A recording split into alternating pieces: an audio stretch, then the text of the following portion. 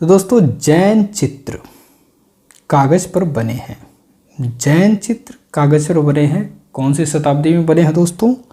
तो बने हैं 13वीं शताब्दी में। कैसे बने हैं आइए देखते हैं। तो जैन चित्र कागज पर 13वीं शताब्दी में बने।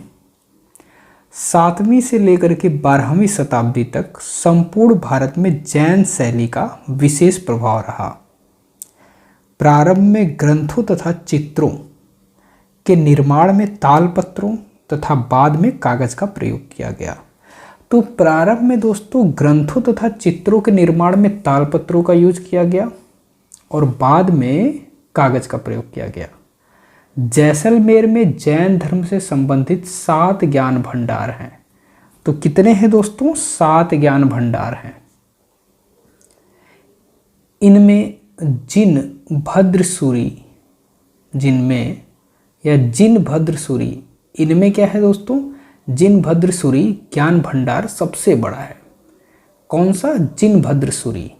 इसे बड़ा भंडार भी कहकर पुकारते हैं।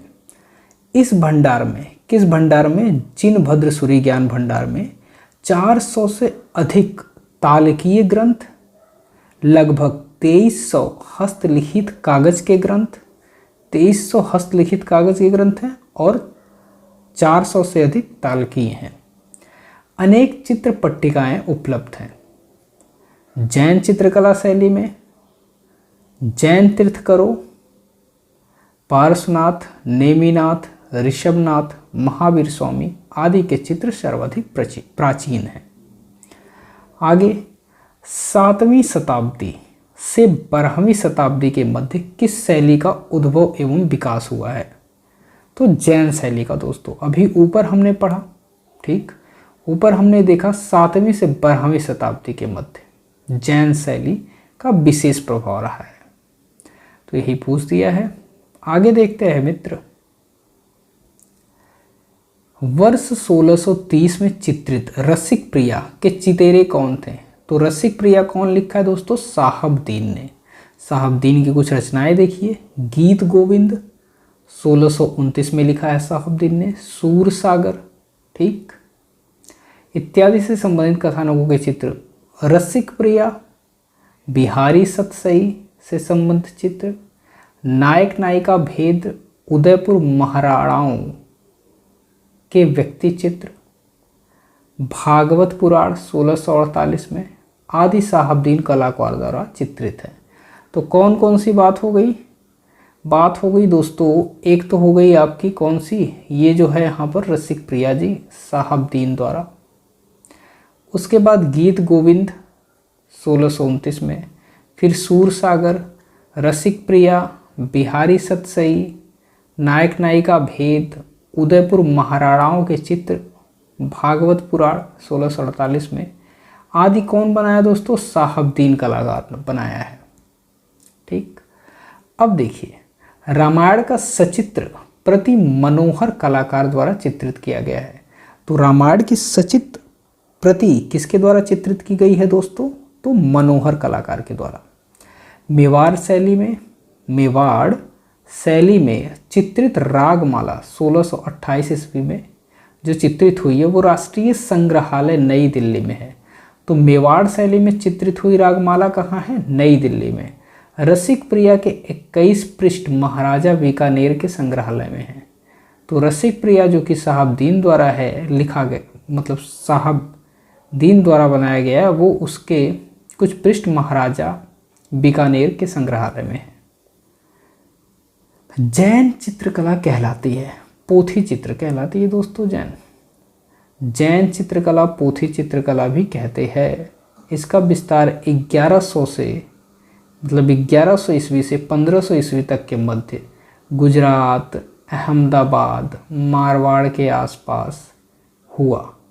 जैन चित्रकला शैली को विवादित रूप में गुजरात शैली, पश्चिम भारतीय शैली तथा अभ्रंश शैली के नामों से भी जाना जाता है। तो दोस्तों जैन चित्रकला शैली को विवादित रूप में गुजरात शैली भी कहते हैं, ठीक। तो जैन चित्रकला शैली को क्या कहते हैं दोस्तों? गुजरात, पश्चिम भारतीय शैली या अभ्रंश शैली के भी नाम से जानते हैं। ठीक है। डॉक्टर आनंद कुमार स्वामी ने इस शैली का नाम लामा तारानाथ के द्वारा दिए गए नाम पश्चिमी भारत शैली का समर्थन करने हुए इस शैली का नवीन नाम क्या रखा? पश्चिमी भारतीय शैली। तो ये पश्चिमी भारतीय शैली नाम किसने दिया है दोस्तों? तो लामा तारानाथ ने, जो कि तिब्बत के थे। कालांतर में इस शैली के अनेक सचित्र ग्रंथ अहमदाबाद तथा गुजरात के बाहर मारवाड़, मालवा, पंजाब आदि पूर्वी भारत में जौनपुर, अवध, उड़ीसा, बंगाल, नेपाल के अतिरिक्त वर्मा तथा श्याम थाईलैंड में भी प्राप्त हुए हैं। तो दोस्तों कहाँ कहाँ प्राप्त हुए हैं? सचित्र ग्रंथ अहमदाबाद, गुजरात के मारवाड़, मालवा, पंजाब, पूर्वी भारत में जौनपुर, अवध, उड़ीसा, बंगाल, नेपाल, वर्मा, श्याम मतलब थाईलैंड में भी प्राप्त हुए हैं। ठीक है दोस्तों। अगला देखिए, इस काल को साहित्य में वीर गाथा काल, चारण काल के नाम से पुकारा गया है। किसको दोस्तों?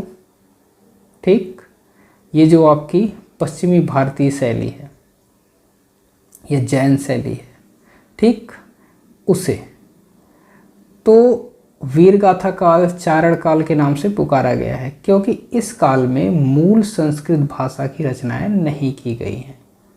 ठीक है। आगे देखिए दोस्तों, जैन शैली को पश्चिमी भारतीय शैली किस विद्वान ने कहा है? तो जैन शैली को पश्चिमी भारतीय शैली कौन कहा है? आनंद कुमार स्वामी ने।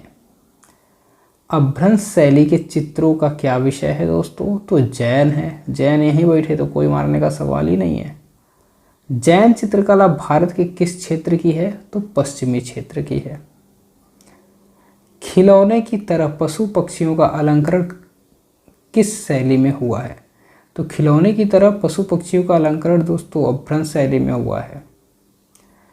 खिलौनों की तरह पशु पक्षियों का अलंकरण अब सीधे अभ्रंश शैली में हुआ है। इस शैली में पशु पक्षियों के चित्रण ऐसे किया गया है जैसे पशु पक्षी कपड़े के बने खिलौने हों। जैन लघु चित्र की विशेषता क्या है? परली आँखा दिखना। ठीक, देखिए जैन लघु चित्रों में मानवाकृतियाँ सवा चश्म हैं। तो मानवाकृतियाँ कैसी हैं दोस्तों? सवा चश्म, एक ही ढंग से बनी हुई हैं। इनकी नाक अनुपात में अधिक लंबी है, नुकीली और परले गाल की सीमा रेखा से आगे निकली बनाई गई हैं। समझिए थोड़ा यहाँ से कह रहे इनकी नाक का अनुपात यहाँ से। जैन लघु चित्रों में मानवाकृतियाँ सवा चश्म हैं और एक ही ढंग से बनी हुई हैं। सवा चश्म भी हैं, एक ही ढंग से बनी है। इनकी नाक अनुपात में अधिक लंबी है, नाक अधिक लंबी है, नुकीली और पतले गाल की सीमा रेखा से निकली बनाई गई है। आँखें पास पास और बड़ी बनाई गई हैं, जिनकी रचना दो वक्रों के द्वारा की गई है। ठीक है दोस्तों, आगे देख लेते हैं हम। यहाँ पर जैन लघु चित्रों में पशु पक्षियों तथा मानव आकृतियाँ रुई के गड्ढों या गुजरात की कठपुतलियों के समान है। तो रुई के गड्ढों या गुजरात की कठपुतलियों के समान है। आकृतियों में गोलाई लाने के लिए छाया का प्रयोग किया गया है। छाया बारीक काली रेखाओं से बनाई गई है। कुछ विद्वानों का मत है कि ये रेखाएं निब से बनाई गई हैं, जबकि वास्तव में ये रेखाएं तूलिका से ही बनाई गई हैं।